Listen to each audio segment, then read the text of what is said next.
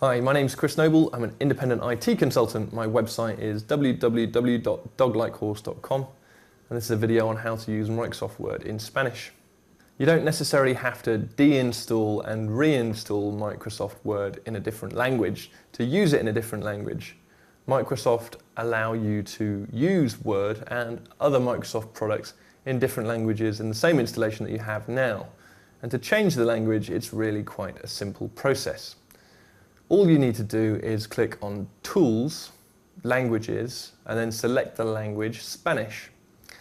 What you'll find now is that the menus and everything will still be in English, but the dictionaries and all the language tools and the thesaurus and spell check will be in Spanish, so you'll be able to write your text in Spanish, correct it in Spanish, and this should be totally enough for every Spanish user to use Microsoft Word.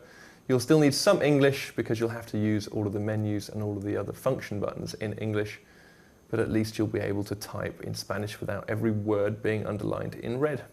My name's Chris Noble, and that's how to use Microsoft Word in Spanish.